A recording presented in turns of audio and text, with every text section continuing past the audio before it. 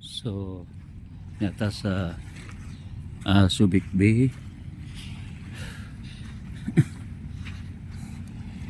So itong mga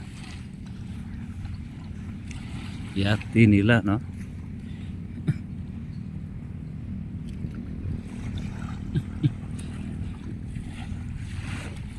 Ang mga processing zone sa left side, no?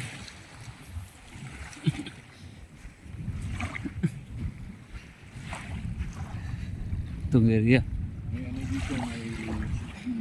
Aha. Shipbuilding. Industry. Saan bang lugar? Sana, no? Makita natin, ha? Part of the tour. Dati may nag-tour doon. Oo. Ganda doon.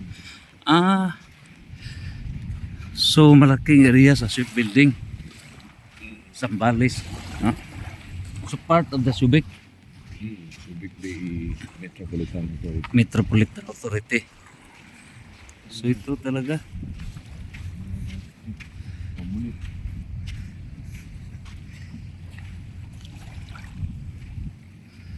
Okay, no?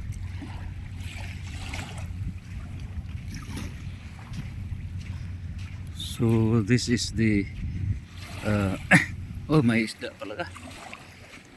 Nag-fishing sila, ha?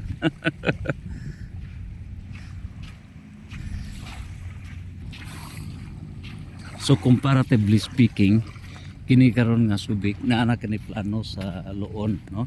Dia coastal area gikan mismo sa Napu, basically sa kini siya na kini sa Basdako.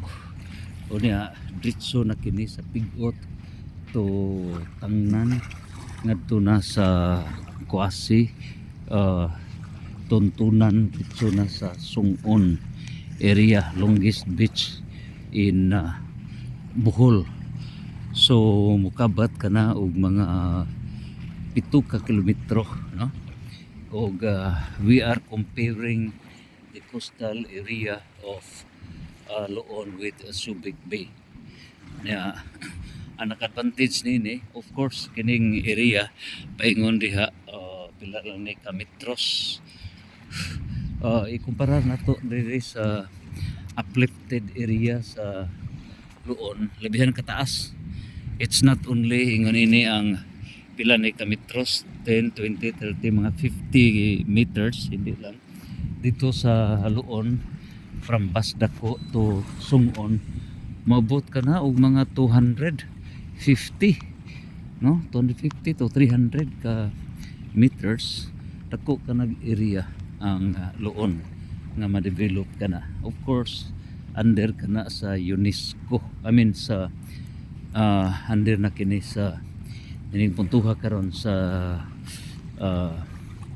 tibok kalibutan nga governed ini nga development. So we hope and pray, no, nga ang development sa Loon coastal area do datay uplifted, gitawag LOEZ, Loon Uplifted Intertidal Zone.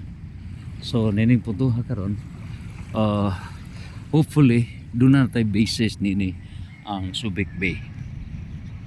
Og ato gyud nga idayag nini, that's it's really possible. Okay, so na natay basis for Loon.